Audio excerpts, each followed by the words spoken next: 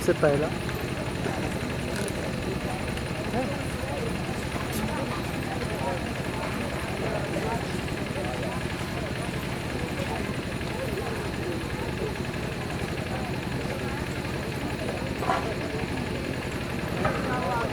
आप लोग बैठिए।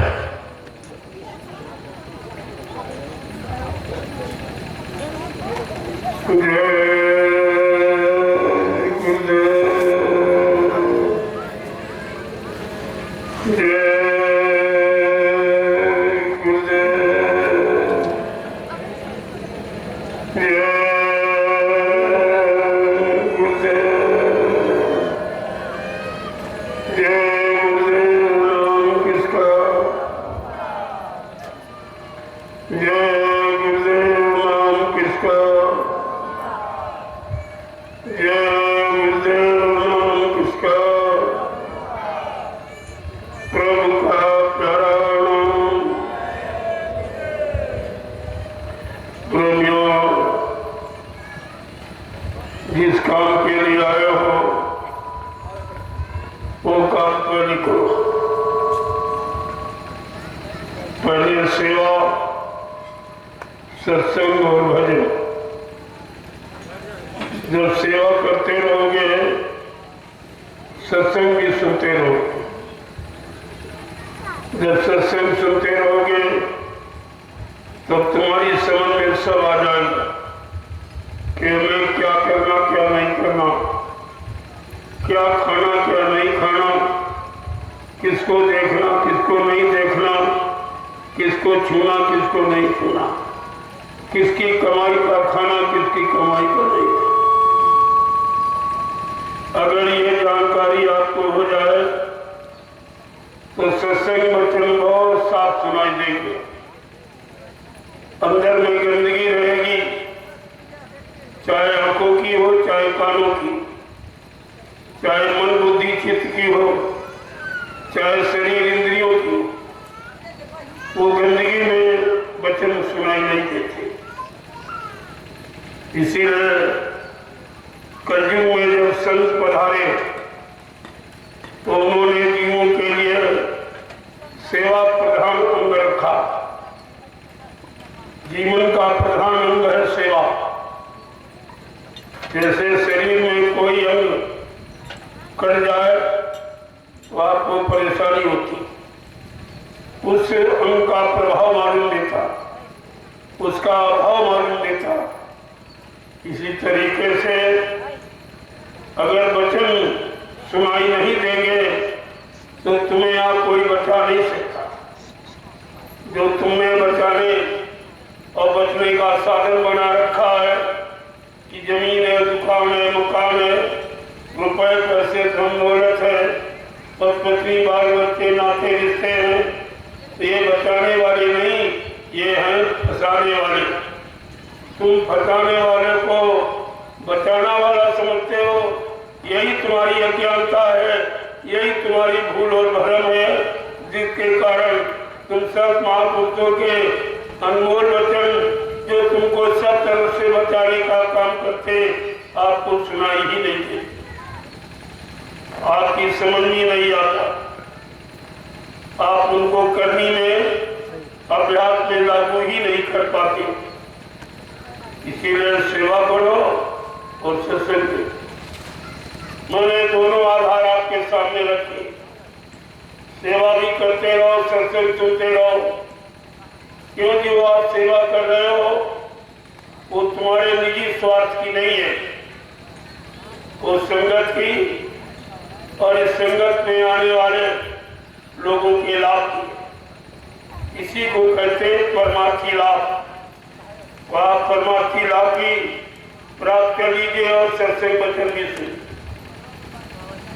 जब यहाँ सत्संग सुनते हो तो तुम्हें नींद आ जाती, पूरा वचन नहीं आप सुन पाते, लेकिन जब सेवा करोगे तो नींद नहीं आएगी, तो सेवा भी होती रहेगी और वचन में साथ साथ होते रहेंगे।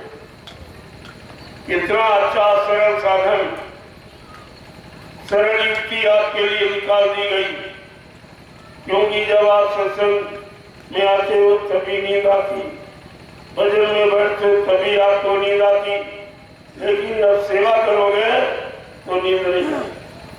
वहाँ ये कार माया का गाँव चलने वाला आपके साथ नहीं है। कितनी बड़ी ये सोच और सोच आपके लिए विचार के रखी गई। इसलिए प्रेमियों, जो सेवा करते हैं वो सेवा में लगे हैं, क्योंकि सेवा आप शरीर इंद्रियों से करते हो और सत्संग कानों से करते हो। कान तो कोई सेवा करते नहीं, किसी सेवा में कान रखते नहीं। कानों का काम वचनों को सुनना और सेवा का काम शरीर इंद्रियों की कर्मों की गंदगी की सफाई करना, ये दोनों काम आपके हो। इसलिए सेवा भी करते रहो और वचन भी सुनते रहो। जय गुरुदेव, जय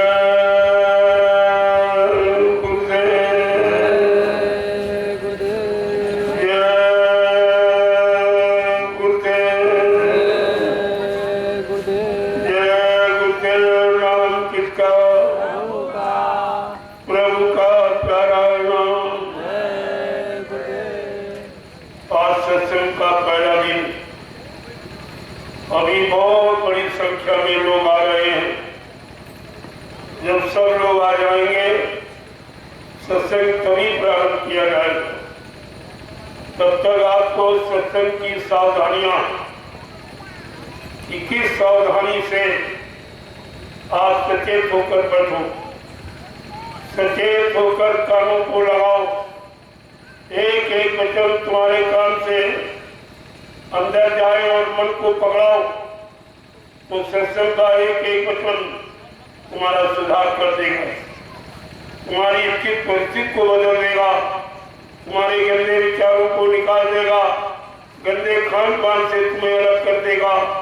ये सब काम करेगा सत्संग, और बिना सत्संग के कुछ नहीं हो सकता। आपका ये जीवन इतने दिनों का क्यों चला गया? क्योंकि सत्संग में शरीर तो आ गया लेकिन मन नहीं दाखिल हुआ। शरीर बैठ गया, शरीर नींद की गोद में चला गया और मन निकल गया। वो इधर उधर दुनिया की भोगों की तरंगों में, वासनाओं में, चिंताओं में आनी चला गया। वहां का चिंतन कर रहा है। जिस काम के लिए आप आए हो, जो चिंता आपको होनी चाहिए, जो तुम्हारा चिंता का असली विषय है, उससे तो आप बहुत दूर हो। इसलिए आपसे कहा गया अभी सत्संग सुनाने की भूमिका तैयार की है।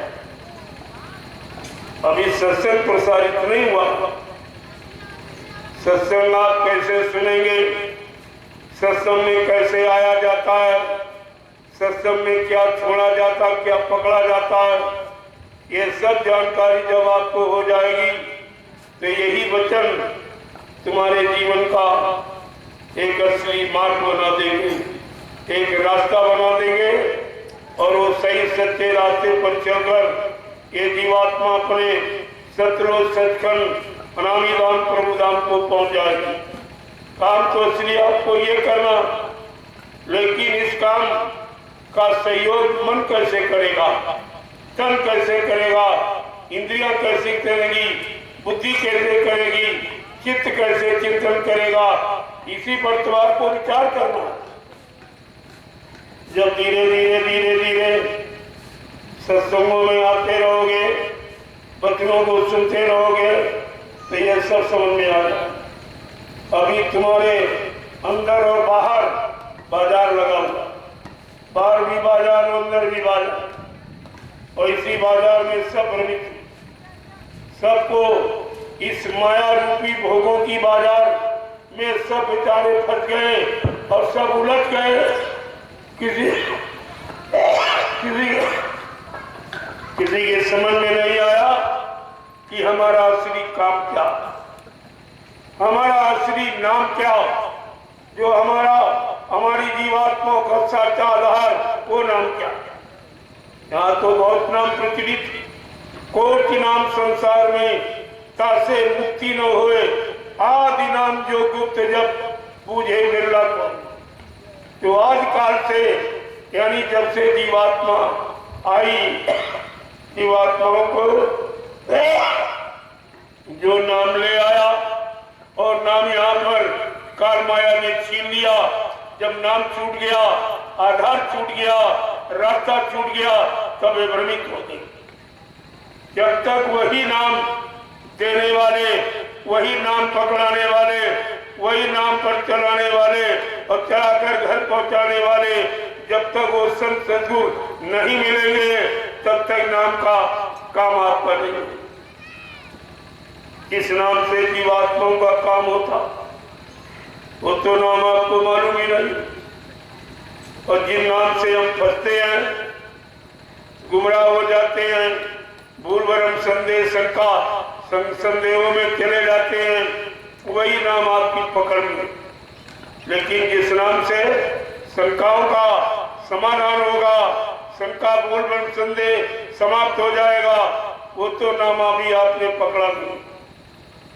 उस नाम को ही नामदान महापुरुषों ने कहा वो दान में मिलेगा, वो मोल नहीं मिलेगा, वो किताबें नहीं देगी, वो पत्थर नहीं देगा, वो कागज नहीं देगा, वो पानी नहीं देगा, कोई इंसानी शक्ल वो नाम को नहीं देगी। कितनी बृहद व्यवस्था है, वो अभी तो आपके समझ में कुछ नहीं आया। केवल सुनते रहते हो, बोलते रहते हो, सुनते रहते हो, बोलते रहते। कितना समय तुम्हारा निकल गया सत्संग सुनते सुनते और महापुरुषों को सुनाते सुनाते। न तुमने सुना, न सुनकर तुमने अपने मन को सुनाया, मन को समझाया, मन को पकड़ाया, ये तो काम आपने किया नहीं। और नाम मन के शुद्धिकरण के लिए आता। नाम एक साबुन है, जैसे कपड़े की गंदगी साफ करने के लिए आप साबुन का प्रयोग करते हो, ऐसे ही तन रूपी कपड़ा, इस पर कर्मों की गंदगी लग गई और नाम रूपी साबुन से ही वो खत्म होगी। और तन शरीर पर चिपकी गंदगी तो आप कोई साफ कर नहीं सकते, क्योंकि कर्मों की गंदगी अंदर में जमा, शरीर में गंदगी बाहर से जमा। ये तो खोल की गंदगी, ये है चमड़े का खोल, इस पर गंदगी तुम्हारे द्वारा या हवा के द्वारा कोई गंदगी आ जाती, लग जाती है, तो बाहर का पानी, कुएं का, तालाब, नदी का, ये पानी गंदगी को धर सकता। लेकिन जो आपने अच्छे बुरे पाप कर्म किए हैं, वो तो गंदगी अंदर में जमा, वो वहां जमा जहां तुम्हारा कोई साबुन, कोई केमिकल, कोई पानी नहीं जा सकता। और जब तक वो गंदगी नहीं खत्म होगी कर्मों की, कोई भी जीवात्मा इस काल माया के देश से निकल कर अपने असली घर नहीं जा सकता। और कर्मों की गंदगी उतारने का यहाँ किसी के पास कोई साधन नहीं, न ज्ञानी, न ध्यानी, न ऋषि, न मुनि, न योगी, न महर्षि, न अवतारी शक्तियां, यानी मतलब ये गंदगी उतारने का किसी के पास कोई उपाय नहीं है। वो तो गंदगी चढ़ाने का उपाय है। रात मिल जाए, पाठ मिल जाए, धन मिल जाए, दौलत मिल जाए, औरत मिल जाए, पत्नी बच्चे मिल जाए, सामान मिल जाए, तो ये तो सब गंदगी चढ़ाने का, ये उतारने के उपाय नहीं है। तो यही गंदगी चढ़ाते चढ़ाते हमारे आप के कितने जीवन निकल गए, कितने जीवन आपने इसी गंदगी को चढ़ाने में लगा दिए, लेकिन उतारने वाला कोई आया नहीं और कोई मिला नहीं। और जब कलयुग में दया करके आए तो आपने उनको पहचाना नहीं, तो ये गंदगी कौन उतारे? और जब तक कर्मों की गंदगी उतरेगी नहीं, तुम राजे महाराजे, धनी मानी, प्रधानमंत्री, राष्ट्रपति, यानी कुछ भी बन जाओ, लेकिन कर्मों की गंदगी इनसे और चढ़ेगी, उतरेगी नहीं। जितने तुम यहाँ बड़े बनोगे, धनी मानी बनोगे, पदाधिकारी बनोगे, उतने आप भोगी बनोगे, उतनी भोगों की गंदगी तुम्हारे पर चढ़ती जाएगी और बढ़ती जाएगी और उतारने का उपाय किसी के पास है नहीं। इसे समझना बड़ा कठिन है। जब सतयुग में त्रेता द्वापर में लोग नहीं समझ पाए, जो अच्छे युग थे, अच्छी उम्र वाले, अच्छे खान पान वाले, अच्छी संसोवत, अच्छे कर्म करने वाले, जब तब काम नहीं हो पाया, अब तो ये कलयुग सबसे कमजोर, शरीर की रहने की अवधि, उम्र, समय भी यहाँ कम है, केवल 100 वर्ष का समय आपको मिला, वो भी अच्छे खान पान, अच्छी संसोवत, अच्छे कर्म करोगे तो। बुरे खान पान, बुरी संगसोवत, बुरे कर्मों में चले गए तो 50 में खेल खत्म हो जाएगा। वो जो जीवन मिला है उस जीवन का भी आप प्रयोग नहीं कर सकते हो, क्योंकि उस जीवन को सही ढंग से प्रयोग करने का एक ही आधार है, शाकाहारी और सदाचारी और ब्रह्मचारी। ये 3 गुण आधार है, इसीलिए इसको त्रिगुणमयी सृष्टि कहते हैं। लेकिन जो जीवात्मा जगेगी, अपने घर जाएगी, वो त्रिगुणातीत हो जाएगी, इन तीनों गुणों से परे अलग हो जाएगी। फिर ये गुणों की और कर्मों की और भाव विचारों की और आशाओं इच्छाओं की, ख्वाहिश और तमन्नाओं की किसी तरह की कोई इच्छा ही तुम्हारे अंदर नहीं रही। चाह गई चिंता मिटी, मनुआ बेपरवाह, जिनको कछु न चाहिए वो शान के साथ। वो बादशाहों के बादशाह हैं जिनको काल माया की कोई चीज नहीं चाहिए, न सामान चाहिए, न उसकी कोई व्यवस्था, न कोई भोग भोगने की इच्छा। ये सारा काम उसने खत्म कर दिया है, वही उस पार जा सकता है और वही काल माया के देश से हमेशा के लिए रिहाई और छुट्टी पा सकता है। अन्यथा ये काम किसी के वश। बड़े बड़े धनी मानी इसी में रह गए, बड़े बड़े ऋषि मुनि योगी महर्षि ब्रह्मचारी अवतारी शक्तियां, ये सब धोखा खा गई। इन्होंने भी काल माया के दांव को नहीं समझा, उसके फसाव को, उसके कर्मों के जाल को वो भी नहीं समझ पाए। तो ये हम सब कलयुग के गंदे कमजोर भोगी विलासी जीव कैसे बच पाएंगे, कैसे समझ पाएंगे? हमें आपको तो कोई समर्थ सहयोगी चाहिए जो हमको हर तरफ से अपना सहयोग, अपनी बल और शक्ति ताकत देकर हमें उधर से इधर मोड़ के खड़ा कर दे और चढ़ा दे और हाथ पकड़ के घर पहुंचा दे। हमें तो ऐसे समर्थ सहयोगी की आवश्यकता। प्रेमियों, ये बात सुनने में कितनी सरल है, करने में उतनी ही कठिन है। संत महापुरुषों के वचन वाणी सुनने में बहुत सरल दिखाई देती, लेकिन जब मन पर दबाव पड़ता है बड़ा कठिन दिखाई देता। कहता भी है कि वचन हमारे बस का नहीं है, जो मैं सुनकर अपने जीवन में उतारूं या पालन करूं या उसके अनुसार अपने जीवन को चलाकर पाक साफ निर्मल पवित्र बना सकूं, तब ये जीव सोचता है कि मेरे बस का नहीं। जब पिछले इतिहासों को पढ़ते हैं कि सतयुग अच्छा सत्य का युग था, तब लोग नहीं कर पाए, तब नहीं यानी प्राप्त कर पाए, तब जीवात्मा को नहीं जगा पाए, परमात्मा से नहीं मिल पाए। और इसके बाद जब त्रेता आया 10,000 वर्ष की उम्र वाला, उसमें भी लोग नहीं कर पाए। और द्वापर आया 1,000 वर्ष की उम्र वाला, उसमें भी नहीं कर पाए।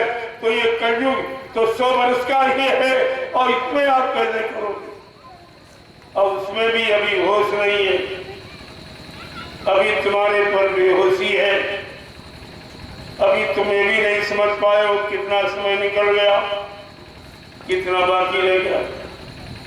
न निकलने की चिंता है और न समझने का कोई इरादा है।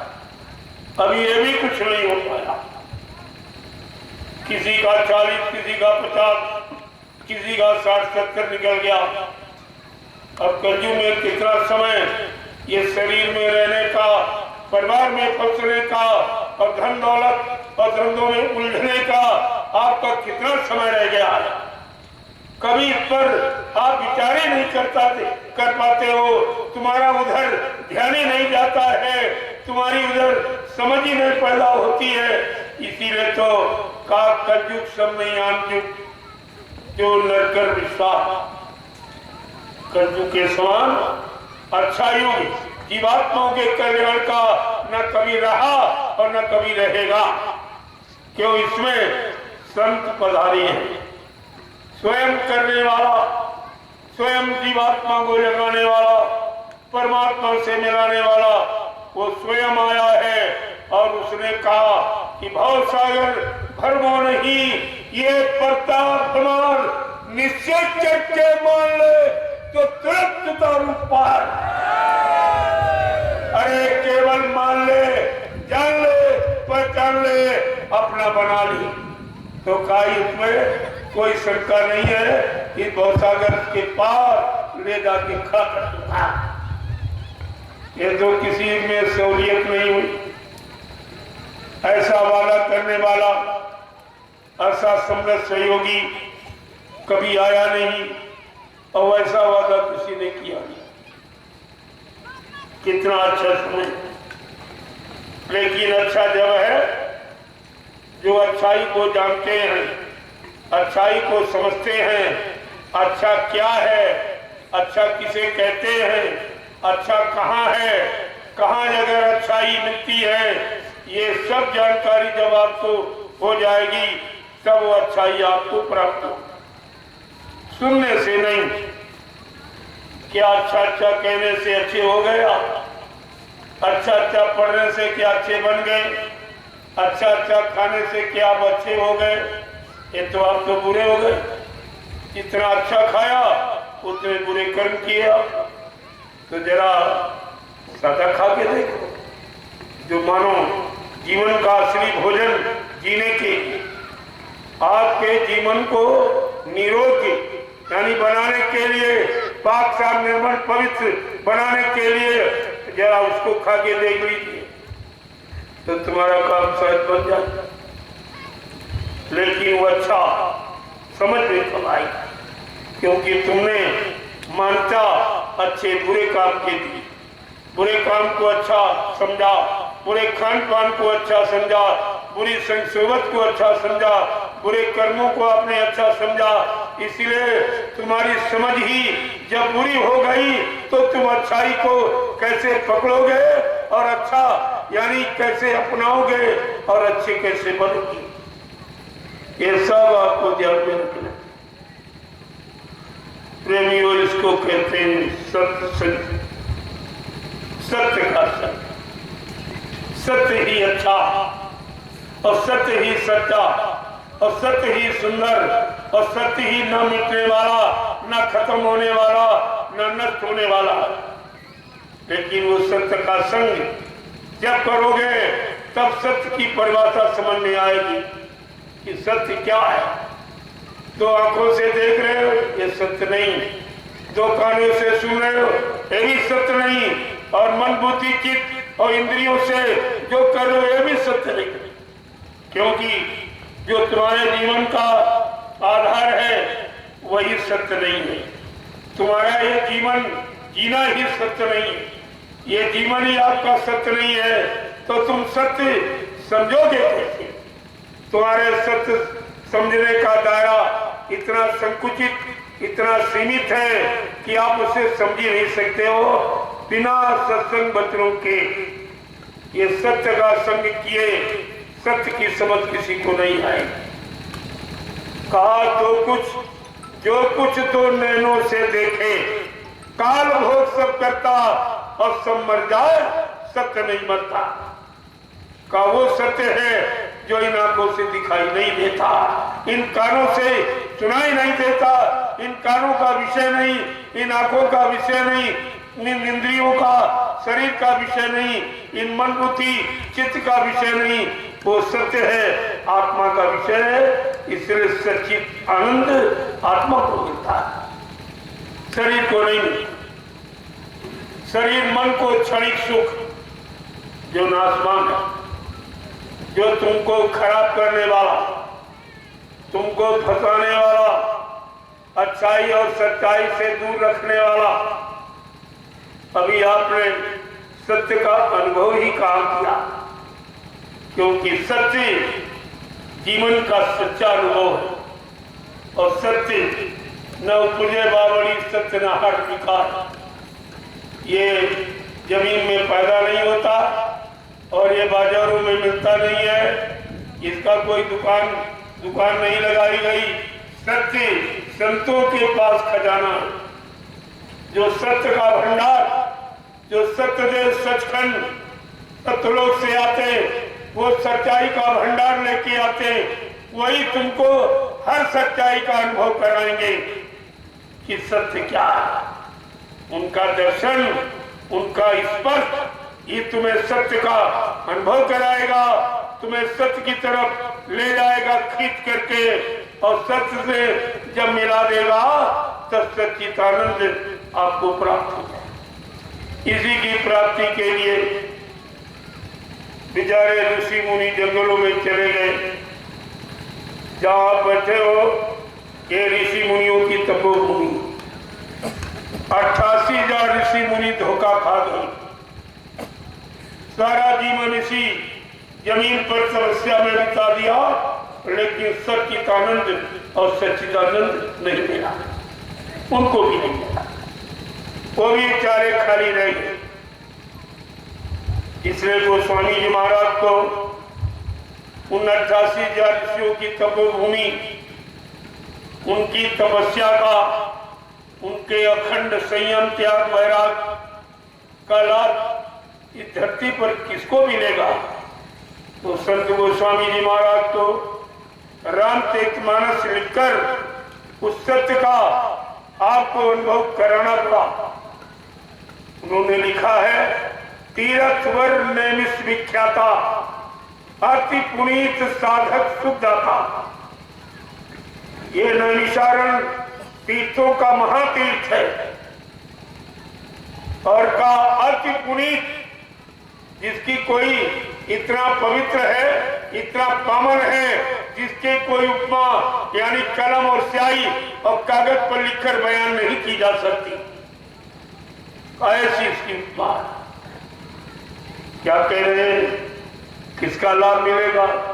कौन लाभ पाने का अधिकारी है 88,000 ऋषियों की तपस्या का? क्या कहते हैं? तीर्थवर नैमिष विख्याता अति पुनीत साधक सुखदाता। ये पावन पुनीत है, अति पुनीत, जबकि अति सर्वत्र वर्जित, वर्जित है। लेकिन गोस्वामी जी महाराज ने इस भूमि के लिए अति शब्द को छिपा नहीं पाया, का इतना पुनीत है जिसकी कोई महिमा यानी वाणी से बखान नहीं की जा सकती और कागज और कलम और स्याही से लिखकर बताई नहीं जा सकती। ऐसी महिमा है। का इसका लाभ कौन पाएगा? इस पावन पुनीत नैमिषारण की धरती, 88,000 ऋषियों की तपस्या का ये लाभ किसको मिलेगा?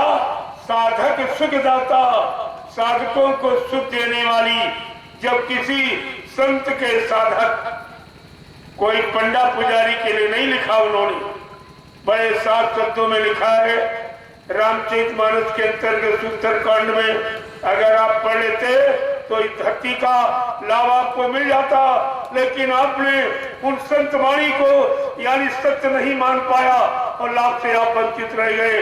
कितने गांव बच गए, कितने शहर कस्बे बच गए, लेकिन इस भूमि का जो लाभ है इनको नहीं मिल पाया। क्यों? लिखा साधक सुखदाता, साधकों को सुख देने वाली। जब किसी संत के साधक नाम की साधना करने इस पावन पवित्र भूमि पर आएंगे, जो 88,000 ऋषियों की तपस्या से पवित्र बनाई गई है, उनको इसका लाभ मिलेगा। क्या लाभ मिलेगा? सच्ची सुख शांति। साधक सुखदाता, साधकों को सुख देने वाली, साधकों को सुख प्रदान करने वाला वो दाता, वो दयालु भी ऐसी तपोभूमि पर आएगा और जीवों को उनको तपस्या का और ऋषि मुनियों की तपोभूमि का लाभ दिलाएगा। किसके द्वारा? नाम की, नाम की साधना कर। क्या किसी विद्वान ने, किसी जानकार ने रामचरितमानस के उत्तरकांड में इस युक्ति को देखा? जो युक्ति गोस्वामी जी महाराज ने ये अनुभव कराने के लिए, सच्चा लाभ प्राप्त कराने के लिए जो उन्होंने लिखा है, इसको कितने लोगों ने जाना? ऐसा पढ़ने बांटने वाले, लेकिन लाभ पाने वाला कोई नहीं। क्योंकि लाभ पढ़ने से नहीं मिलता, लाभ बांटने से नहीं मिलता, लाभ गाने बचाने से नहीं मिलता, लाभ जड़ से नहीं मिलता, चेतन से मिलता। जब तक चेतन का ज्ञान कराने वाला कोई चेतन लोक से, चेतन लोक कौन सा है? सतलोक सत्य नामी धाम। बाकी जितने लोग ये सब जड़ ही है। जड़ का मतलब जहां जीवात्मा निकल न सके, उस लोक मंडल से निकलकर अपने सच्चे सतलोक सचखंड अनामी धाम न पहुंच सके, और वो स्थान जड़ ही कहलाता। चाहे वो देवी देवताओं का देवलोक हो, चाहे ब्रह्मा का ब्रह्मलोक हो, चाहे विष्णु का विष्णुलोक हो, चाहे शिव जी का शिवलोक हो, चाहे राम का साकेत लोक हो, चाहे कृष्ण का गोलोक हो, चाहे देवी देवताओं का देवलोक हो, चाहे काल माया का मृत्युलोक, ये सब जड़ है। यहाँ से कोई भी जीवात्मा जग के सीधे अपने घर नहीं जाते। इसलिए प्रेमियों, ब्रह्मा जी ब्रह्मलोक का सुख आनंद उठा, उनकी जीवात्मा जगी न घर पहुंची। भगवान विष्णु विश्वलोक का सुख आनंद उठा रहे, उनकी जीवात्मा जगी न घर पहुंची। भगवान शिव शिवलोक का सुख आनंद उठा रहे, उनकी जीवात्मा जगी न घर पहुंची। भगवान राम साकेत लोक का सुख आनंद उठा रहे, उनकी जीवात्मा जगी न घर पहुंची। भगवान कृष्ण गोलोक का सुख आनंद उठा रहे, उनकी जीवात्मा जगी न घर पहुंची। देवी देवता देवलोक का सुख आनंद उठा रहे, उनके जीवात्मा जगी न घर पहुंची। और जीवात्माएं इस मर्त्यलोक में भोगों का रस ले रही, लेकिन वो भी नहीं जगी अगर नहीं पहुंची। देखिए कितना गहन विषय है, कितना जटिल विषय है। इसे समझना मानव बुद्धि के परे, वो नहीं समझ सकता। जब इनको नहीं मिला घर, तो तुमको कैसे मिलेगा? यहाँ तो इन्हीं को प्राथमिकता दे दी गई। ये त्रिदेव, ये तीन देवता, एक सृष्टिकर्ता, एक पालन करता, एक संहार करता, जिसको विधि हरिहर कहा गया, यानी ब्रह्मा विष्णु और महादेव का ये नहीं निकल पाए, ये नहीं जा पाए। इनकी जीवात्मा अपने घर नहीं पहुंच पाई, इनका बंधन नहीं, छुटकारा नहीं मिल पाया।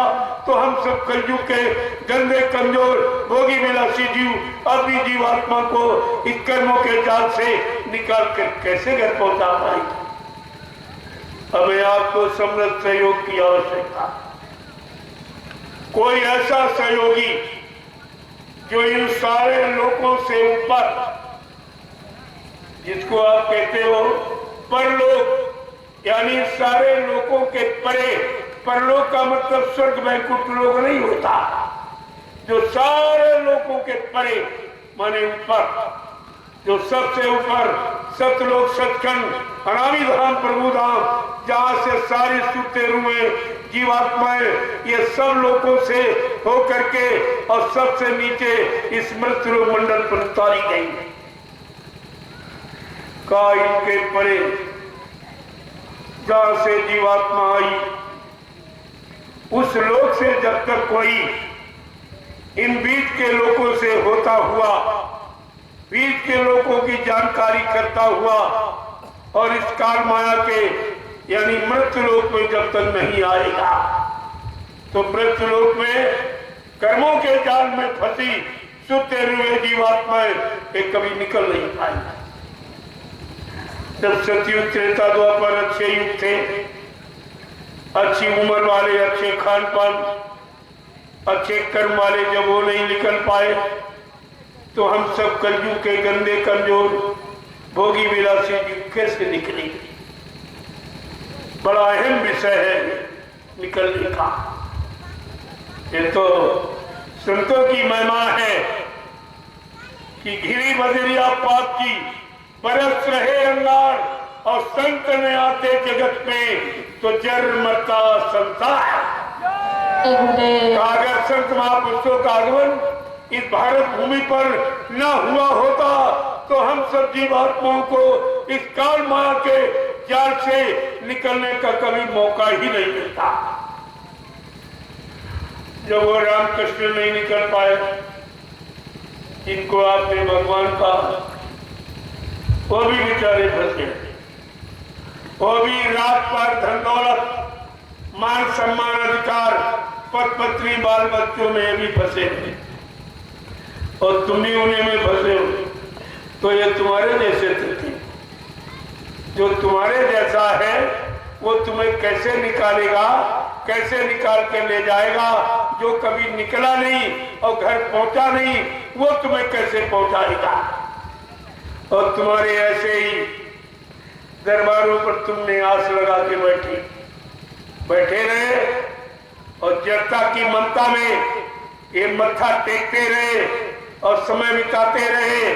कभी ये आपने नहीं समझा ये तो मेरे जैसा ही जड़ शरीर वाला है, मेरे जैसा ही मान सम्मान प्राप्त करने वाला, मेरे जैसा ही पद पत्नी बाल बच्चों में फंसा रहने वाला, रात पाट धन दौलत की इच्छा रखने वाला, ये तो मेरे जैसा ही है।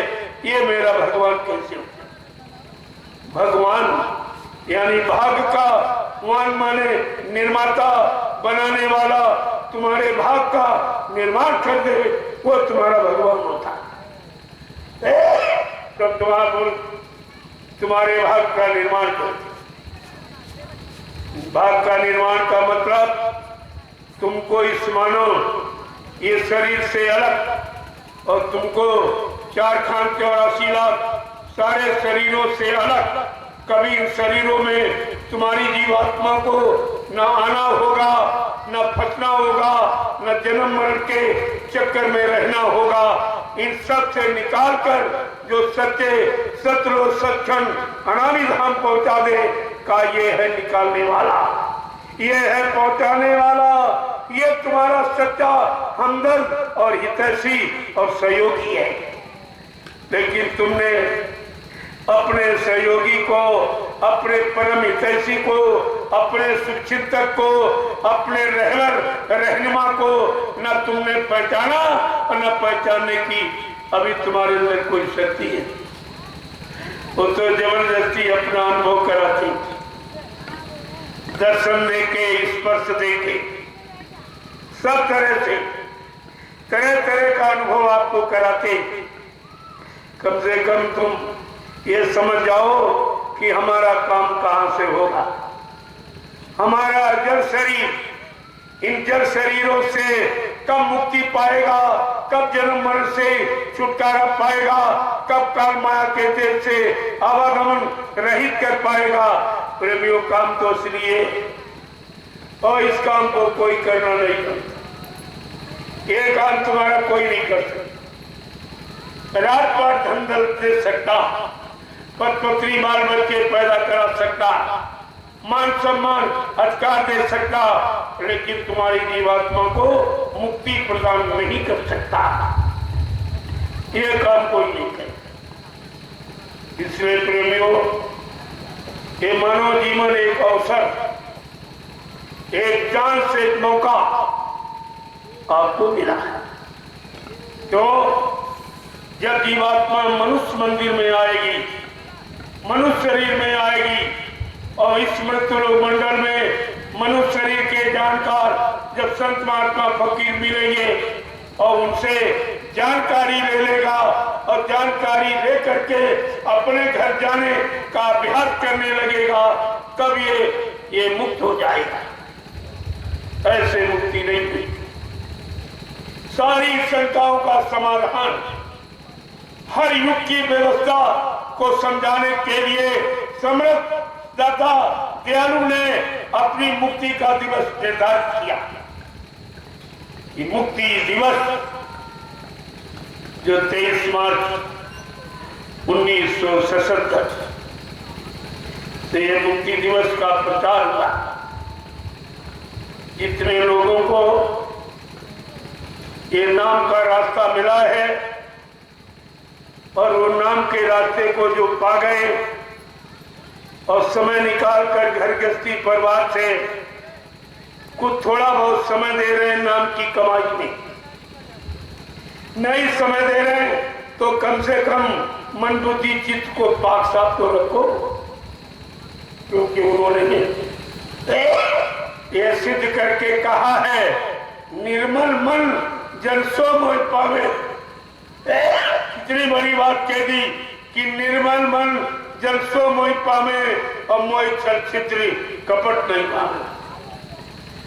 कहते मुझको पहले कहा साधना करने वाला पाएगा, जीवात्मा जगाने वाला पाएगा, जीवात्मा को घर पहुंचाने वाला पाएगा, लेकिन अंत में क्या कहा कि मैं इतना सहूलियत, इतनी सरलता सुगमता कर दूंगा अपने बच्चों के लिए, केवल अगर वो अपने मन बुद्धि चित्त को पाक साफ निर्मल बना देंगे तब भी मैं उनका ये काम कर दूंगा। अब कितना सरल हो गया कि मन बुद्धि चित्त को निर्मल कर। गोस्वामी महाराज को लिखना पड़ा, ये जानकारी कलयुग के जीवों को देनी पड़ी कि निर्मल मन जन सो मोह पावे। अब ये नहीं कहा कि नाम कमाई वाला पाएगा, नाम दान पाने वाला पाएगा, कहा नहीं, अगर उसने मन बुद्धि चित्त को निर्मल पवित्र कर दिया, जो शरीर ये मानो अनमोल मंदिर आपको परमात्मा की प्राप्ति के लिए मिला, अगर इसको आपने केवल पवित्र रखा तब भी आपका ये काम कर दिया जाएगा। आपने वो भी नहीं किया, इसी को गंदा कर। जब गंदगी की बात बता रहा हूं तो आपकी समझ में नहीं आ रहा ये क्यों प्रेशर बनाया जा रहा, क्यों आपको कहा जा रहा कि और तो तुम्हारे बस का कुछ है ही नहीं। कम से कम अरे तन को तो साफ रखो, मन को तो साफ रखो, गंदगी में ना जाने दो, गंदे भाव विचारों में, गंदे कर्मों में, गंदे खान पान में, गंदी संग सोबत में इसको ना जाने दो, तो मैं तुमको मिल जाऊंगा। कहा निर्मल मन जन सो मोह पावे और मोह छल छिद्र कपट नहीं पावे।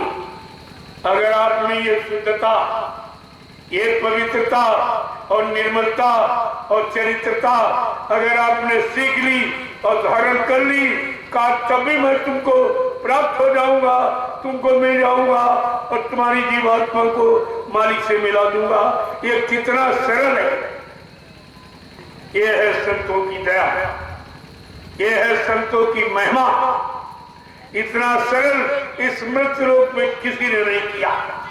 कभी 7 से लेकर हजारों संत आए, लेकिन ये सरलता, ये सुगमता किसी ने जीवों के लिए प्रदान नहीं की है जो सम्राट दाता दयालु बाबा जय गुरुदेव जी महाराज जी। लेकिन आपने उनको अपना नहीं बना पाया, तुम उनके नहीं बन पाए, उनके अनुसार नहीं रह पाए, उनके अनुसार नहीं चल पाए, उनके अनुसार खान पान नहीं कर पाए, उनके अनुसार संग सोबत में नहीं रह पाए, उनके अनुसार मानव कर्म नहीं कर पाए। इसमें बताइए कौन सा काम कठिन? चलो नाम कमाई कठिन, भजन कठिन, सुमरन कठिन, ध्यान कठिन, तो ये भी कठिनता तुम्हारी खत्म कर दी। बाबा जी ने क्या कहा, अगर मेरे प्रेमियों को कोई कठिनाई होगी तो मैं बहुत सरल कर दूंगा। ये सरल ही है। क्या सरल? कि निर्मल मन जब सो मोहि पामी। केवल तुम मन को और तन को और इंद्रियों को और खान पान को और संग सोबत को और कर्मों से अगर पाक साफ निर्मल पवित्र हो जाओ तो मैं तुमको मिल जाऊंगा। मैं तुम्हारी जीवात्मा को परमात्मा से मिला दूंगा और जीवात्मा परमात्मा का दर्शन दीदार कर लेगी।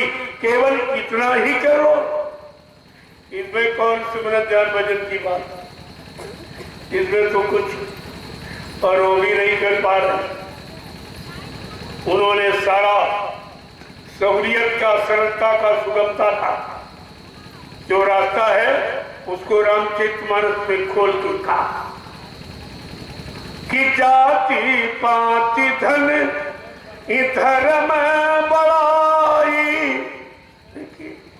कितनी बड़ी बात कहती कि तुम्हारा फसाव लगाओ कहाँ है? कि जाति पाति धन धर्म बड़ाई और कुल परिवार सुखद समुदाय और इन्हें त्यागी भजे मन लाई और ताके हृदय बसे प्रभु आई। अब इससे सरल और क्या हो सकता? का जात पात धन धर्म बड़ाई कुल परिवार सुखद समुदाय, यही तुम्हारी उलझन है, यही तुम्हारी शंका है, यही संदेह तुम्हारा पूर्ण ब्रह्म, यही तुम्हारी अज्ञानता है। का जो इनको छोड़ देगा, इनको जाति पाति धन धर्म बड़ाई कुल परिवार सुखद समुदाय इन्हें त्याग, जो इतनों का परित्याग कर देगा ताकि हृदय बसे प्रभु आई। उसके हृदय में कजु में प्रभु नाम का वास होगा। प्रभु नाम का वास कितना सरल है, या सरल भी नहीं कर सकते। कठिन तो तुम्हारे बस का है ही नहीं, लेकिन सरल तुम्हारी समझ में अभी नहीं आया कि उन्होंने क्या सरल किया। अपने जीवों के लिए कितनी सरलता सुगमता उन्होंने प्रदान की, ये भी तुम नहीं समझ पा रहे हैं। इसलिए प्रेमियों का समझ कहां से आती है? करिए नित्य सत्संग, बाधा सकल मिटाए, फिर ऐसा अवसर ना मिले दुर्लभ न चल पाए। हर रोज हर रोज प्रतिरोध सत्संग करो, सुनो सुनाओ, पढ़ो पढ़ाओ नहीं करो। तो करने के लिए तो आपके अंदर सब कुछ विद्यमान है। मन तुम्हारे पास, तन तुम्हारे पास, इंद्रियां तुम्हारे पास, बुद्धि तुम्हारे पास, चित्त तुम्हारे पास, कहीं से ले आना आपको नहीं, सब कुछ मौजूद है। बस केवल तुम्हारा मन करने के लिए मौजूद, हाजिर नहीं होता। ये कमी, इसी कमी को दूर करना। इसलिए संतों ने क्या कहा, तुम किसी के पीछे मत पड़ो। कोई तुम्हारा यहाँ दुश्मन नहीं, कोई तुम्हारा विरोधी नहीं, कोई तुम्हारा नुकसान करने वाला नहीं है। कहा नुकसान करने वाला कौन? दुश्मन तुम्हारा कौन है? बड़ा बैरी है मन घट में, इसी को जीतना कटना। असली दुश्मन, असली बैरी, ऐसी शत्रु तुम्हारा मन तो तुम्हारे मनुष्य मंदिर में अंदर बैठा हुआ। यही सिखाता है, इनसे झगड़ा करो, इनसे लड़ाई करो, इनको मारो काटो, इनको सताओ, इनको अपमानित करो, यही कहता है। और तुमने आज तक अपने असली दुश्मन को न समझा है, न पकड़ पाया, न अपने मनुष्य मंदिर से निकाल के बाहर कर पाया। इस दुश्मन को आपने नहीं कर पाया। बड़ा बैरी है मनघट में, इसी को जीतना कथना, पढ़ो तुम इसी के पीछे और सभी यत्न सजरा। कोई यत्न, कोई साधन, कोई क्रिया आपको कुछ नहीं कलयुग में करना है। गोस्वामी जी महाराज ने तुम्हारा ये भी भ्रम दूर कर दिया। यही कलिकाल न साधन दूजा, मन क्रम वचन गुरु पद पूजा। कलयुग में कोई साधन, कोई योग, कोई पूजा, कोई व्रत, कोई दान, कोई हवन जब तक यज्ञ नहीं है। केवल क्या है? गुरु पद पूजा, गुरु के वचनों की पूजा, गुरु के बताए रास्ते पर चलना और उस रास्ते पर चलकर अपनी जीवात्मा को जगाना, परमात्मा से मिलाना, इसको इसके घर पहुंचाना, ये काम करने का अधिकार आपको कलयुग में मिला। तभी कहा है कलयुग जोग यज्ञ नहीं दाना, एक आधार नाम गुणगाना। कलयुग में योग जब तक, पूजा पाठ ये कुछ नहीं। तुम्हारे घर में लिखा पड़ी, तुम उसी को नहीं मान पा रहे, उसी के विपरीत चलते हो, उसी का विरोध करते हो और कहते हम राम के पुजारी। कोई कहता हम रामायण को मानते, कुछ नहीं। तुम राम को मानते हो लेकिन राम की नहीं मानते, रामायण को मानते हो, रामायण की नहीं मानते, मंदिर को मानते हो, मंदिर की नहीं मानते कि मंदिर किस लिए बनाया गया, स्थान किस लिए बनाया गया, इस स्थान का महत्व क्या है, इससे मिलने वाला लाभ क्या है, उसको आप नहीं मान पाए। उदाहरण के लिए आपके ये बगल में एक संत का, ये संत का स्थान है और तुम नहीं मानता दे पाए। यहीं पर तुम गंदगी फैलाते हो, गंदे खान पान करते हो। मैं जब आपको मना करता हूं, अरे भाई ये देवस्थान है, ये संत की तपोभूमि है, वो उनका स्थान है, उनकी पूजा करने का आपको अधिकार है, गंदगी फैलाने का अधिकार नहीं है। गंदा खान पान करके इस भूमि को अपवित्र करने का अधिकार नहीं। मैं आपको कुदरत की तरफ से सख्त सजा मिलेगी। नहीं तुम्हारी समझ में आ, मैं जब से आया हूं तब से आपको बता रहा हूं कि इतना भारी जंगल पड़ा हुआ। अरे रामशाला के प्रेमियों के लिए कुदरत ने बड़ा इंतजाम किया। 750 बीघा ये जीएस पड़ी, जाओ कहीं करो। क्या यही जगह मिली तुमको? शराब पीने की, मुर्गा मीट खाने की, अंडे फोड़ने की, झूठ बोलने की, गांजा पीने की, बुद्धि खराब करने, क्या यही स्थान तुमके चुनाव किया? इतना जीएस पड़ा, कहीं जाके मरो। क्यों स्थान को अपवित्र करते हो? क्यों उनकी महिमा खराब करते हो? जो लोग यानी पूजा करते हैं, उनकी पूजा का लाभ में भी तुम बाधा डालते हो। ये लाभ नहीं मिलेगा। इतनी जगह बड़ी, कहीं चले जाओ, क्यों खराब करते हो? तुम्हें भी नहीं भविष्य में कह सकते हो हमारे लिए कोई जगह नहीं थी, कुदरत ने तुम्हारे लिए 750 बीघा ये जंगल छोड़ दिया। करो वहां जाके। क्या यही पावन पवित्र स्थान तुम्हें गंदगी फैलाने का, गंदे कर्म और खान पान करने का यही स्थान मिला? मैं बराबर आपको इशारा करता हूं, तुम्हारे भले और कल्याण की बात करता हूं। तुमको कोई कुदरत की तरफ से कोई शारीरिक या कोई सामाजिक, कोई पारिवारिक आपको दंड न मिले, मैं उसके लिए कहता हूं। हमारा आपसे क्या संबंध? वैसे तो बहुत बड़ा है, अगर संबंध नहीं समझता तो यहाँ क्यों आया? क्यों आपको बताता हूं, क्यों समझाता हूं, क्यों तरह तरह से आपकी युक्ति बताता हूं कि अभी एक मौका अवसर मिला, आप इसको करो। ये भी समय तुम्हारे हाथ से निकल जाएगा। दया बिन संत कसाई, अगर दया हट गई तो उनके जैसा कोई सच्ची में सत्य नहीं, कोई नहीं। तभी कहा है वो इतने दयालु हैं कि देते हैं तो छप्पर फाड़ के देते हैं और जब लेते हैं तो चमड़ी उधेड़ लेते हैं। तुम ऐसा मत समझो, उनके पास दोनों रास्ते, दोनों विधान, दया का विधान है और निर्दयता का और कठोरता का भी विधान है।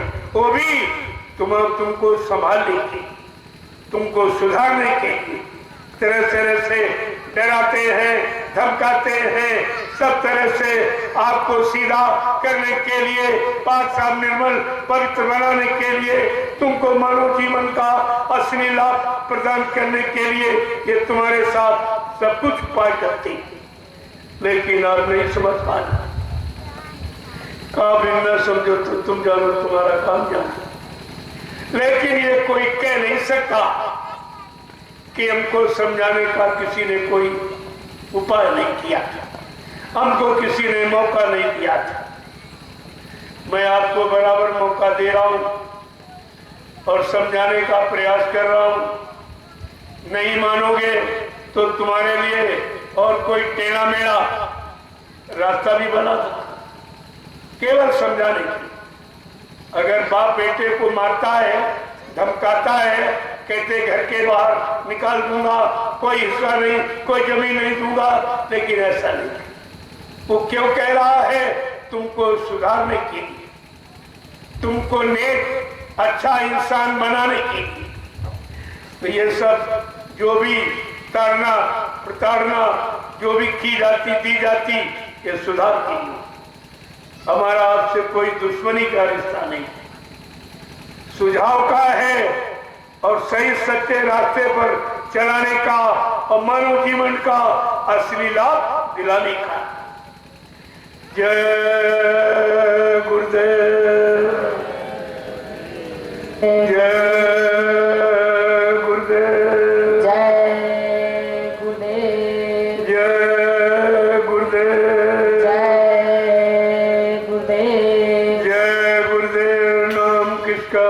प्रभु का, प्रभु का प्यारा नाम। जय गुरुदेव। प्रेमियों, अगर आपने सही सच्ची बात को न माना तो प्रमाण इतिहास का है आपके सामने। सही सच्ची अच्छी बात भक्त प्रहलाद की उसके पिता हिरण्यकश्यप ने नहीं माना तो विनाश हो गया, अंततोगत्वा विनाश हो गया। जब सही सच्ची अच्छी बात, इतना बड़ा ज्ञानी त्रेता में उत्तम कुल पुलस्त करनाती शिव विरंश पूजे वो भाती, जिसने ब्रह्मा विष्णु महादेव की अखंड तपस्या करके, अखंड तपस्या करके अपने बस में कर दिया था। लेकिन समय के जगाए नाम की महिमा, जो ऋषि मुनियों ने राम नाम जगाया था, उस राम नाम की महिमा को नहीं समझ पाया, नहीं मान पाया। न राम नाम को भगवान का नाम मानता था और न राम को भगवान मानता था। केवल इतनी भूल, इतनी शंका के कारण सोने की लंका गमा चली गई, वो भी मारा गया। प्रेमियों, द्वापर का इतिहास फिर आपको जानकारी दे रहा है कि उस समय जो कृष्ण नाम जगाया गया था, कष्टों का हनन करने वाला, कष्ट मुसीबतों से राहत शांति दिलाने वाला, उस नाम को उस समय का राजा कंस नहीं मान पाया। परिणाम क्या हुआ? विनाश। न मानने का परिणाम विनाश। आप विनाश में न जाने पाओ, आपका विनाश न होने पाए, आपका परिवार बाल बच्चे सब बच जाए, मैं वो उपाय आपके बीच में लेके आया हूँ। इसलिए आपको डराता धमकाता हूँ किसी तरह से, जैसे बच्चा को डराया धमकाया क्यों जाता, ये बुरा काम न कर, बुरी संग सोबत में न बैठे, बुरे कर्मों में न फंसने पाए, बुरे खान पान में न जाने पाए, इसलिए उसको डराया धमकाया जाता। लेकिन दुश्मनी में नहीं, सहयोगी बनकर हितैषी बनकर, शुभ चिंतक बनकर ये कार्य किया जाता है। इसलिए मैं आपके लिए, आपके सुधार के लिए, आपके मानव जीवन के कल्याण के लिए मैं तरह तरह से आपको युक्ति बताता हूँ, फिर आपके सामने कुछ डांट फटकार भी लगाता हूँ। देखो, अपने को डांटा जाता, डांटा उसी को जाएगा जो डांट को मानेगा। अपने को डांटा जाता, अपने को मारा जाता है, पराई को नहीं। अगर तुमको मैंने अपना ना समझा होता तो इस भूमि पर क्यों आता? क्या हिंदुस्तान में जमीन नहीं? मेरे पास नैमिषारण्य पवित्र भूमि बना के तैयार मैंने कर दी, लेकिन मैं वहां पर नहीं रहा और आपके लिए यहाँ पर आ गया। अब आप न समझ पाओ, न सुधार पाओ, तो फिर तुम जानो, तुम्हारा काम जाने, फिर रावण की तरह आपको पछताना। उसके बाद उतने तुम धर्मान, बलवान, बुद्धिमान भी नहीं। जब वो समय के परिवर्तन की ठोकर को नहीं सह पाया, चकनाचूर हो गया, तो तुम्हारे पास तो कुछ भी नहीं। तुम प्रकृति की एक भी ठोकर नहीं बर्दाश्त कर सकती, तुम्हारे पास तो कुछ नहीं। इसलिए तुम्हारी इतनी बड़ी हानि न हो। तुम्हारा ये मानव जीवन बड़े भाग से कितने करोड़ों जन्मों की तपस्या, करोड़ों जन्मों के पुण्य, करोड़ों जन्मों की सेवाएं जब तुम्हारी एकत्र हो गई, तब उस परमपिता परमात्मा ने ये मानव शरीर आपको भेंट किया कि जाओ, अब की बार मानव शरीर में जीवात्मा को परमात्मा से मिलने का पूरा अधिकार दिया जाए। लेकिन परमात्मा को प्राप्त कराने वाले, परमात्मा के जानकार, परमात्मा का नाम यानी समय को, नाम को जगाने वाले और नाम का आधार बनाने वाले, जब तक वो संत महापुरुष नहीं मिलेंगे, तब तक आपका ये काम कोई करा नहीं सकता। ये सब साधन आपको सुलभ है। अब आप नहीं करोगे तो फिर तुमको किसी तरफ से कोई माफी नहीं। माफी मिलने के सारे साधन आपने ठुकरा दिए, फिर आपको ये माफी। बाद में आप मत कहना, मेरे पास पहले बड़ा विरोध करते थे, कहते मैं बाबा जी के पास जाना नहीं चाहता, मैं उनके वचनों को सुनना नहीं चाहता, जहाँ उनका सत्संग होगा मैं कानों को बंद कर लूंगा। आज वो रो के आए, रो रहे, चिल्ला रहे कि मैंने बहुत लापरवाही की, मैंने आपको बहुत भला बुरा कहा। हमें कोई भला बुरा कह नहीं सकता, क्योंकि जब गाली बुरी है तो बुरी बात क्यों नहीं, कोई बुरी बात नहीं है। जब आप जानते हो गाली खराब है तो खराब चीज तो कोई नहीं लेता, फिर आप उसकी गाली ले क्यों नहीं? बस यही अज्ञानता, यही भूल भ्रम है। ना कोई गाली देता, ना कोई गाली लेता, वो अपनी जबान खराब करता और तुम्हारे मन को खराब कर देता, सुना के। अपनी जबान खराब की और सुना के तुम्हारे मन को खराब करता, और तुम दोनों आपस में झगड़ा करने लगे। न कोई गाली देता, न कोई गाली देता। गाली देने वाली चीज नहीं और गाली लेने वाली चीज नहीं।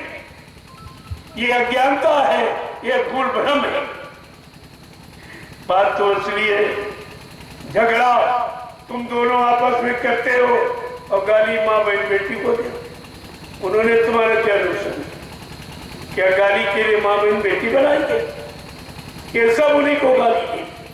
आपस में झगड़ते हैं, एक दूसरे को गाली नहीं देते, गाली देते माँ बहन बेटे। उन्होंने तुम्हारा क्या बिगाड़ा? कैसी मूर्खता, कितनी बड़ी अज्ञानता की गलती स्वयं करता है। आपस में दो लड़ रहे और गाली उनको देते जो बहुत दूर बैठी घरों में, उन माँ बहन बेटी को। कैसी मूर्खता, कैसी अज्ञानता तुमने अपने आप में बसा रखी है। कहने का मतलब ये है, जब हम किसी चीज को समझ नहीं पाएंगे तो उसकी अच्छाई बुराई का लाभ हमें नहीं मिल पाएगा। ना अच्छाई का लाभ लेंगे, न बुराई को छोड़ पाएंगे। समझने की जरूरत है, और समझना और समझौती और समझ और समझाना, इसी को कहते हैं सत्संग। ये सत्संग समझौती, इसी से बुरे लोगों को समझाया गया। बड़े बड़े कुख्यात डकैत वाल्मीकि को साधु बना दिया गया। ऐसा नहीं, ये भारत में ये संतों का ऐसा विज्ञान है, ये साधुओं की ऐसी महिमा है।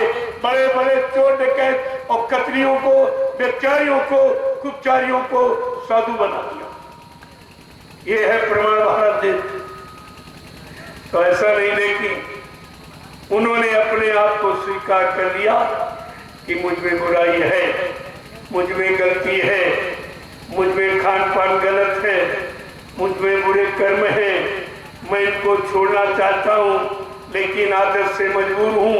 तब कहते मैं तुमको दया दे दूँ, तुम ताकत दे दूंगा और शक्ति दे दूंगा, लेकिन तुम संकल्प लो कि अब लो नसानी अब न नसाई। ये संकल्प आपको लेना पड़ेगा, तभी आपका सुधार होगा। संकल्प आपको लेना है और सुधार महात्मा का करती। अब लो नसानी अब न नसाई, गई बहुत रही थोड़ी, वो भी जाने वाली है। ये दो संकल्प अगर लेना आप सीख जाओ तो बनने में देर नहीं लगती। कोई महीने 2-4 महीने नहीं, बनने में इधर से उधर पल घड़ी का समय ज्यादा होता, और जो बनने का समय, जो धारा, जैसे बिजली को आने में कितनी देर लगती है, केवल ऑन करने की जरूरत है। इसी तरीके से तुम अगर ऑन करना सीख जाओ, अच्छे काम, अच्छे खान पान, अच्छी संग सोबत, अच्छे कर्म, अगर ये ऑन करना सीख जाओ, इस मनुष्य मंदिर में कितने स्विच लगे, अनंत स्विच लगे हुए, लेकिन ऑन करना तो सीखो। तो ऑन करते हो खतरनाक, खतरे वाले, और जहाँ संभलना है और सुलझना है, जहाँ कुछ मिलना है, जहाँ से कुछ पाना है, उसको आप किए बैठे। ऑन उनको करते हो जहाँ से बिगाड़ो ना। इस आप और आन को हम आप नहीं समझेंगे तो लाभ आप आन का लाभ नहीं प्राप्त करेंगे। ये सब समझना आपको चाहिए। प्रेमियों, आप सत्संग का पहला दिन कितनी भारी संख्या में लोग आ रहे, ये सब मैदान कम पड़ जाएगा। 15 तारीख की भीड़ जब देखोगे आपके होश उड़ जाएंगे। जबकि मैंने मना कर रखा कि भाई सब लोग नहीं आना, परिवार से 1-2 लोग आए। इसीलिए मैंने ये 7 दिवसीय कार्यक्रम रखा। कुछ पहले आ जाए, सुन के चले जाए, परिवार के दूसरे लोग आ जाए, वो सुन के चले जाए, तीसरे लोग। इस तरीके से 7 दिन में परिवार के सभी लोग आ जाएंगे और घर भी खाली नहीं रहेगा, घर की व्यवस्था भी नहीं बिगड़ेगी। इसलिए मैंने 7 दिवसीय कार्यक्रम का अनुष्ठान किया। बड़ा सोच समझ के किया, ऐसे थोड़ी। और तो भी पहला दिन है कि जितने लोग यहाँ बैठे उतने सेवा, वो दोहरा लाभ ले रहे। तुम एक ही लाभ नहीं, इसमें भी तमाम लोग सो रहे बैठे, ना वो लाभ पा रहे ना ये लाभ। इसलिए मैं यही कहता हूं, तुम सेवा करो। ये संदेश तो वहां भी सुनाई दे रहा, लेकिन जब सेवा करोगे तो सत्संग सुनोगे तो नींद नहीं आएगी, और सेवा नहीं करोगे और सत्संग बैठोगे तो सो जाओगे। न सेवा का लाभ न सत्संग का लाभ। तुम्हारी समझ में भी बात नहीं। तुम्हें तो आज सेवा करनी चाहिए। आदेश तो सेवा का, और सेवा करने में सत्संग भी आपको इस पर सुनाई देगा। सब जगह ये साउंड बने हुए हैं, वहां तक सब पूरी आवाज, जहां तक ये अपनी जमीन का यानी क्षेत्रफल है, वहां सब जगह आवाज ये पहुंचाई जा रही कि जहां कहीं भी व्यक्ति कोई सेवा में लगा हो, सेवा भी करता रहेगा, सत्संग भी सुनता रहेगा, उसको दोनों तरफ का लाभ मिलेगा, सेवा का और सत्संग का। ये डबल लाभ आपकी नहीं आप समझ पाते, इसीलिए आप हर लाभ से वंचित रह जाते, सारा समय इसी भूल भ्रम अज्ञानता में व्यतीत करते हो। सही सच्ची अच्छी बात तुम्हारी समझ में आती ही नहीं। जय गुरुदेव। तब वो सब प्रेमी आ जाएंगे, तब वो विधिवत संदेश ये भी है, ये भी अच्छा है जो आज आपने सुना वो कभी नहीं सुना। ये भी संदेश अच्छा नहीं है, ये कभी आपको नहीं सुनने को मिला जो आज धीरे धीरे रोज के रोज जैसे प्रेमी बढ़ते जाएंगे, सत्संग बढ़ता जाएगा। सत्संग तो प्रेमियों के लिए, जब प्रेमी आ जाएंगे तो ये प्रेम का पवित्र निर्मल संदेश उनको भी बता दिया जाएगा, उनको भी मिल जाएगा, अच्छा रहेगा। इसलिए सच्चा प्रेम महात्मा करती, वो तुम्हारी गंदगी को निकालने का, और दुनिया के लोग गंदगी बढ़ाने का प्रेम करते, प्रेम करके तुम्हारे शरीर को गंदा, तुम्हारे इंद्रियों को गंदा, तुम्हारी शक्ति को गंदा, तुम्हारे ज्ञान और विवेक और संयम और त्याग सबको गंदा कर देती। ये गंदगी का प्रेम और ये निर्मलता का प्रेम, दोनों में बहुत जमीन आसमान का फर्क है। यही आपको समझना है।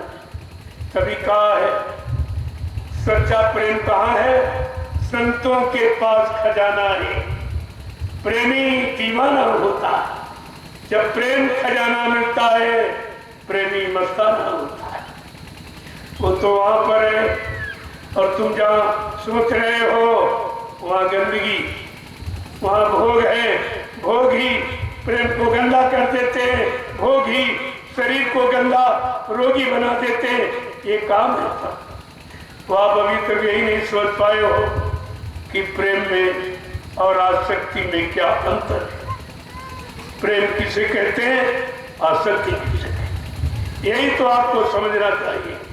क्या बिना सत्संग के प्रेम की परिभाषा कोई समझ लेगा? प्रेम कहाँ मिलता वहां पहुंच पाएगा, उनसे अपना संबंध स्थापित कर पाएगा? यही तो आपको सोचना चाहिए। जय गुरुदेव, जय गुरुदेव, जय गुरुदेव, जय गुरुदेव, जय गुरुदेव, जय गुरुदेव। नाम किसका? प्रभु का, जय गुरुदेव। नाम किसका? प्रभु का, प्रभु का प्यारा नाम। जय गुरुदेव। अब आप लोग खड़े हो जाइए।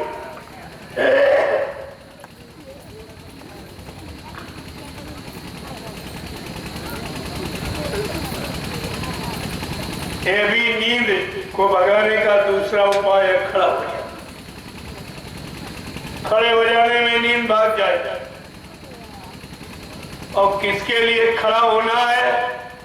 अगर ये समझ लो तो नींद हमेशा के लिए चली जाए। और आपको ये कहना चाहिए, जिस नींद को आपने गले से लगाया उसकी गोद पे आप बैठ चुके हो, उसने अपनी गोदी में बैठाल कर तुमको अपना आशिक बना रखा है। तो आपको कहना चाहिए, निदिया वाह घर जाइयो जा घर सत्य नाम ना हो। ऐ नींद तू उस घर में जाओ जिस मनुष्य मंदिर में सत्य नाम का जाप नहीं होता, वहां चली जाओ। वो तेरा घर, वो तेरा स्थान है। ये नहीं, निदिया वाह कर जाइयो क्या घर सत्य नाम ना। इतनी बड़ी चीज है। जय गुरुदेव, जय गुरुदेव, जय गुरुदेव, जय गुरुदेव। जय गुरुदेव। नाम किसका? प्रभु का, जय गुरुदेव। नाम किसका? प्रभु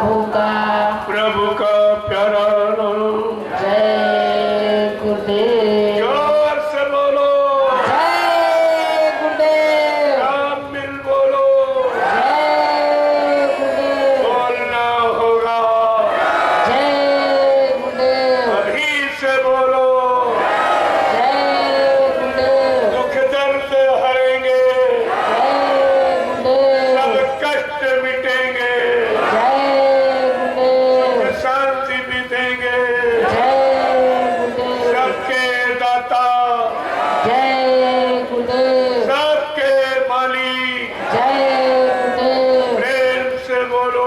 जय गुरुदेव। ये नाम नहीं इंसान का, ये नाम है प्रभु का, ये काम नहीं इंसान का। ये काम है प्रभु का। ये कितनी बड़ी जानकारी आपको दी।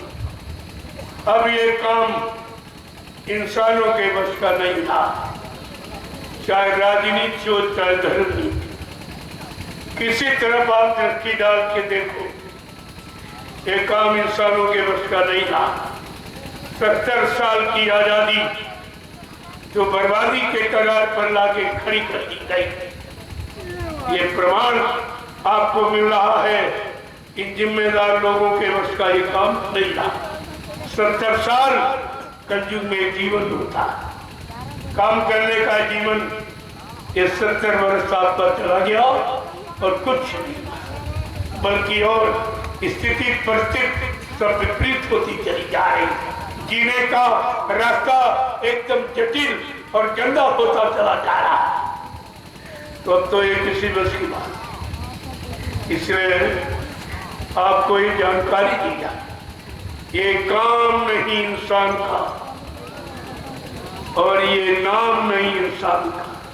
बगैर नाम के काम नहीं होता। नाम और काम ये दोनों की जानकारी आपको दी जा रही।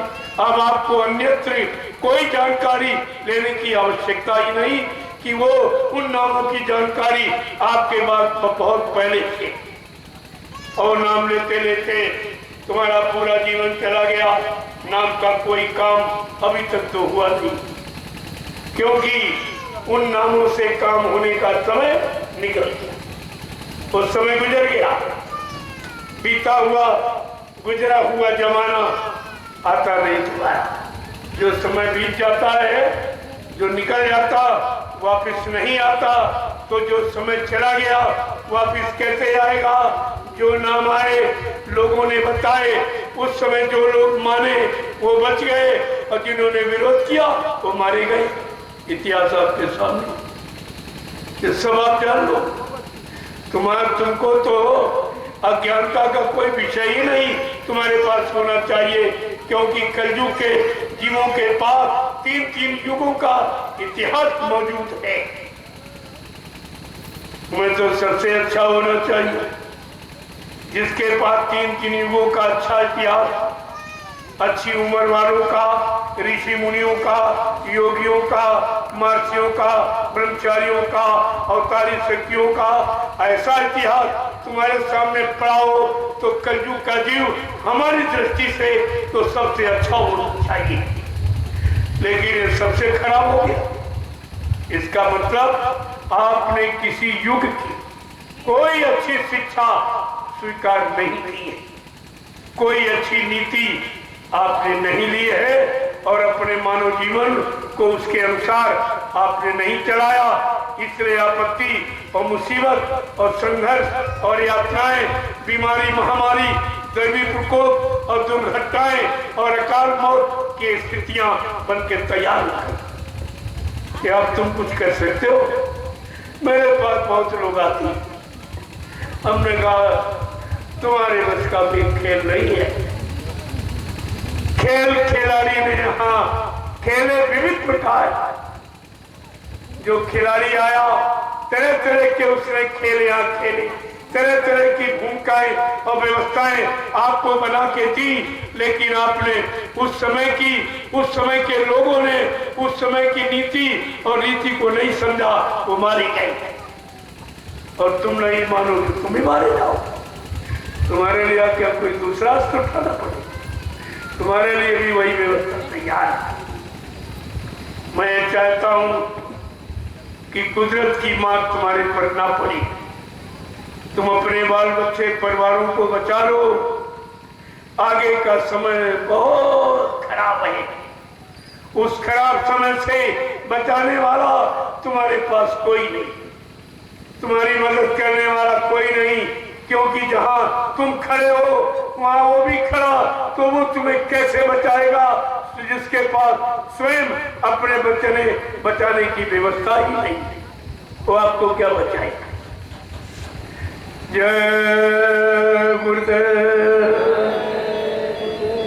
जय गुरुदेव, जय गुरुदेव, जय गुरुदेव। जय गुरुदेव। सबको आज अभी पहला दिन है, तो इतने लोग हैं, इतने सेवक हैं, अभी अपनी बड़ी सेवाओं में लगी, क्योंकि उन्होंने आदेश पालन करना सीखा और तुम आदेश से अलग क्यों हो?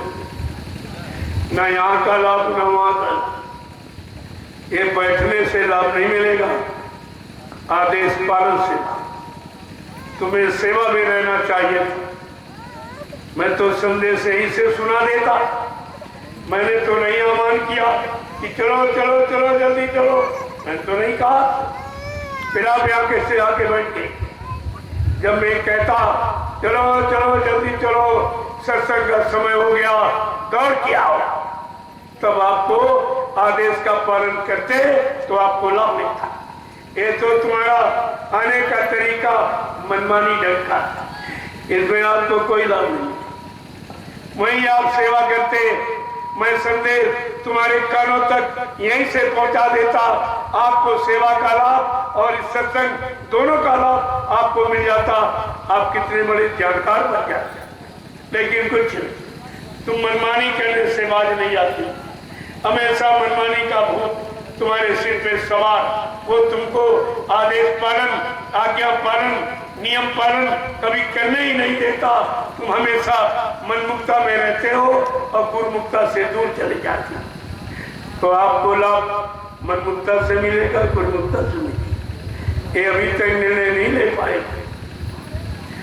जय गुरुदेव, जय गुरुदेव, जय गुरुदेव। जय गुरुदेव। अब मैं आपको दर्शन के लिए नीचे आपका दर्शन करूंगा, आपको पढ़ाऊंगा। किनको? वो जो उधर सेवा कर, उनको प्रणाम, उनका दर्शन, उनको प्रसाद, उनको लाभ। पहले आप इशारे को समझिए।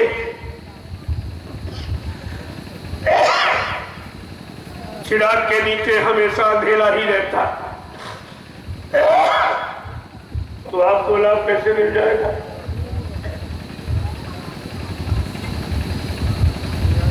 जब मैंने सेवा के लिए आपको समय दिया है, तो तुमको मजदूरी सेवा से ही मिलेगी। अपनी मनमुक्ता से कोई मजदूरी आप नहीं ले सकते। वही आप सेवा करते। मैंने तो किसी को यहाँ नहीं बुलाया था सत्संग तक। मैंने कभी नहीं कहा चलो चलो जल्दी चलो, दौड़ के आओ, सत्संग हो गया।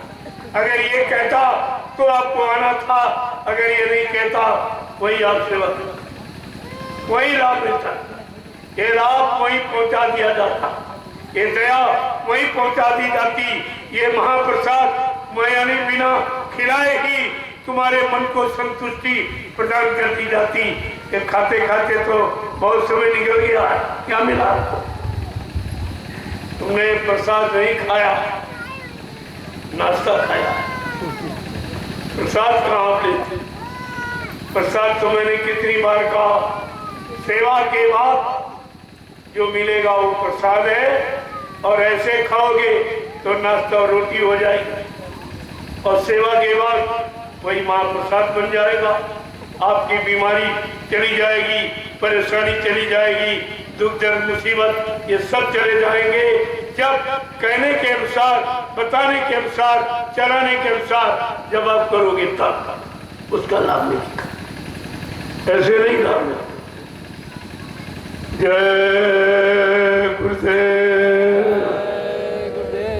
जय गुरुदेव।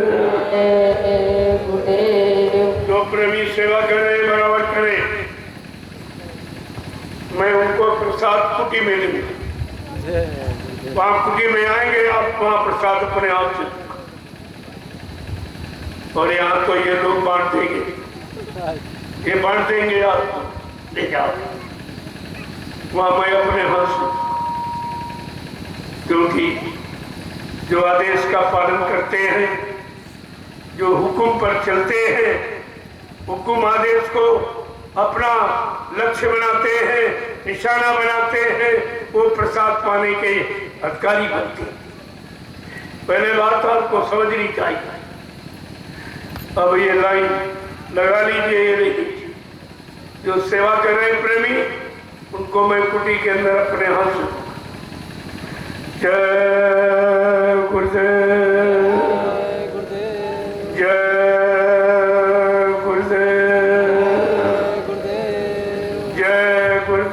नाम किसका? प्रभु का। जय गुरुदेव नाम किसका? प्रभु का। जय गुरुदेव नाम किसका? प्रभु का। प्रभु का प्यारा नाम। जय गुरुदेव। अब आप लोग लाइन से खड़े हो जाओ और ये सत्संग का, ये सुनने का प्रसाद है। और कुटी के अंदर सुनने और सेवा, ये दोनों का प्रसाद है। वहाँ डबल प्रसाद, यह केवल ही सुनने का। जैसे कथा कहानी किससे सुनते बाद में बच्चा से बांट दिए जाते, लेकिन जो सेवा करता है, आदेश पालन करता है, उसको अपने हाथ से दुआ और दया शामिल करके प्रसाद दिया जाता है। ये बात आपको समझनी चाहिए। जय गुरुदेव। अब आप लाइन से खड़े हो जाओ।